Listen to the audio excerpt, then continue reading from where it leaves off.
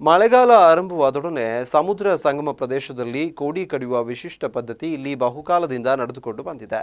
ಇದಾದ ನಂತರವೇ ಸುತ್ತಮುತ್ತಲಿನ ಹೆಚ್ಚಿನ ಪ್ರದೇಶಗಳಲ್ಲಿ ರೈತರು ಕೃಷಿ ಚಟುವಟಿಕೆ ಮಾಡಬೇಕಾದ ಅನಿವಾರ್ಯತೆ ಇದೆ.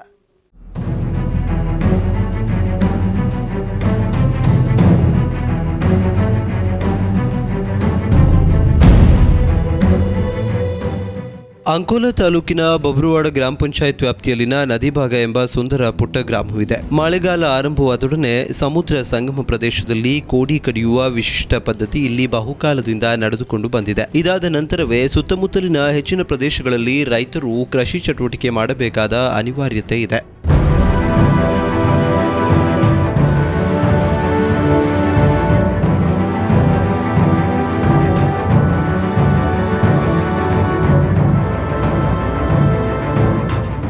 ಒಂದೆಡೆ ಸಮುದ್ರ, ಇನ್ನೊಂದೆಡೆ ಹಳ್ಳದ ತೊರೆ ಇದ್ದು ಇವೆರಡರ ಮಧ್ಯೆ ಬೇಸಿಗೆಯಲ್ಲಿ ನಾನಾ ಕಾರಣಗಳಿಂದ ನೈಸರ್ಗಿಕ ಮರಳುದಿಬ್ಬ ಸೃಷ್ಟಿಯಾಗುತ್ತದೆ. ಮರಳುದಿಬ್ಬ ಸೃಷ್ಟಿಯಿಂದ ಸಮುದ್ರ ಮತ್ತು ಹಳ್ಳದ ತೊರೆ ಒಂದಕ್ಕೊಂದು ಸಂಪರ್ಕ ಕಡಿದುಕೊಳ್ಳುತ್ತದೆ. ಮಳೆಗಾಲ ಆರಂಭವಾದೊಡನೆ ಸಮುದ್ರದ ಹಿನ್ನೀರಿನ ಪ್ರದೇಶವಾದ ಪೂಜಗೇರಿ ಹಳ್ಳಕ್ಕೆ ಅಕ್ಕಪಕ್ಕದ ಬೆಟ್ಟಗುಡ್ಡಗಳು ಹಾಗೂ ಬಯಲು ಪ್ರದೇಶಗಳಿಂದ ನೀರು ಹರಿದು ಬಂದು ಸೇರಿಕೊಳ್ಳುತ್ತದೆ. ಎಲ್ಲೆಡೆಯಿಂದ ಹರಿದು ಬರುವ ಹೆಚ್ಚಿನ ಪ್ರಮಾಣದ ನೀರು ಹಳ್ಳದಲ್ಲಿ ಶೇಖರಗೊಂಡು ಹಳ್ಳ ತುಂಬಿ ಹರಿಯುವಂತೆ ಆಗುತ್ತದೆ. ಸಮುದ್ರ ಸೇರಬೇಕಿದ್ದ ಹಳ್ಳದ ನೀರು ಮಧ್ಯ ಉಂಟಾದ ಮರಳು ದಿಬ್ಬದ ಸಮಸ್ಯೆಯಿಂದ ಸಮುದ್ರ ಸೇರಲಾರದೆ ಅಕ್ಕಪಕ್ಕದ ಜನವಸತಿ ಸೇರಿದಂತೆ ತಗ್ಗು ಪ್ರದೇಶಗಳಿಗೆ ನುಗ್ಗಲಾರಂಭಿಸುತ್ತದೆ.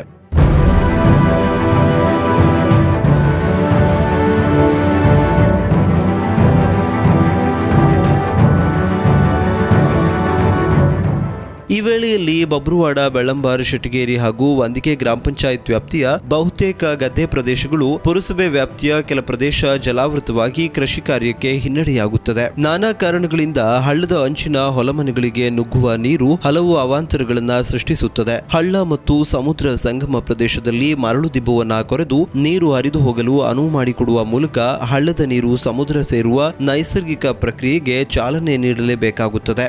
ಸ್ಥಳೀಯ ಭಾಷೆಯಲ್ಲಿ ಇದನ್ನ ಕೋಡಿ ಕಡಿಯುವುದು ಎಂದು ಹೇಳಲಾಗುತ್ತಿದ್ದು, ನದಿ ಭಾಗದ ಸ್ಥಳೀಯರೇ ವಿಶೇಷ ಪರಿಶ್ರಮ ವಹಿಸಿ ಕಾರ್ಯವನ್ನ ಮುಂದುವರಿಸಿಕೊಂಡು ಬಂದಿದ್ದಾರೆ. ಈ ಹಿಂದೆ ಕೋಡಿ ಕಡಿಯುವುದೆಂದರೆ ಅತ್ಯಂತ ಅಪಾಯಕಾರಿ ಕೆಲಸವಾಗಿತ್ತು ಎಂದು ಸ್ಮರಿಸಿಕೊಳ್ಳುವ ಕೆಲ ಹಿರಿಯರು ನೀರಿನ ರಭಸಕ್ಕೆ ಕೋಡಿ ಕಡಿಯುವವರು ಕೊಚ್ಚಿ ಹೋಗುವ ಅಪಾಯದ ಸಾಧ್ಯತೆಯ ಬಗ್ಗೆಯೂ ಹೇಳುತ್ತಾರೆ. ಕೋಡಿ ಕಡಿಯುವುದರಿಂದ ಹತ್ತಾರು ಹಳ್ಳಿಗಳಿಗೆ ನೀರು ನುಗ್ಗುವ ಅಪಾಯ ತಪ್ಪಿಸಿದಂತಾಗುತ್ತದೆ. ಈ ಕಾರ್ಯವನ್ನ ಸ್ವಯಂ ಪ್ರೇರಿತವಾಗಿ ಮಾಡುವ ಸ್ಥಳೀಯ ಕೆಲಸಗಾರರ ಶ್ರಮ ಹಾಗೂ ಸೇವೆಗೆ ಸ್ಥಳೀಯ ಆಡಳಿತದಿಂದಲೂ ನಿರೀಕ್ಷಿತ ಅನುದಾನ ಇಲ್ಲವೇ ಗೌರವ ಸರಿಯಾಗಿ ದೊರೆಯುತ್ತಿಲ್ಲ. ಅಲ್ಲದೆ ಸ್ಥಳೀಯ ಗ್ರಾಮ ಪಂಚಾಯತ್ನ ಅಲ್ಪ ಅನುದಾನ ಹೊರತುಪಡಿಸಿ ಇತರೆ ಪಂಚಾಯತ್ದವರು ಬಿಡಿಗಾಸನ್ನು ನೀಡದಿರುವುದು ಸಂಬಂಧಿತ ಅಧಿಕಾರಿ ವರ್ಗ ಪ್ರತಿ ವರ್ಷದ ಇಲ್ಲಿನ ಸಮಸ್ಯೆ ಅರಿತಿದ್ದರೂ ಸರಿಯಾಗಿ ಸ್ಪಂದಿಸದಿರುವುದಕ್ಕೆ ಸ್ಥಳೀಯ ಕೆಲವರು ಅಸಮಾಧಾನ ವ್ಯಕ್ತಪಡಿಸುತ್ತಿದ್ದಾರೆ. ಹೀಗಾಗಿ ಈ ವರ್ಷ ಕೋಡಿ ಕಡಿಯಲು ಬೆರಳೆಣಿಕೆಯ ಜನರಷ್ಟೇ ಭಾಗವಹಿಸಿದ್ದು ಹೆಚ್ಚಿನವರು ನಿರಾಸಕ್ತಿ ತಾಳಿದ್ದರು ಎನ್ನಲಾಗಿದೆ.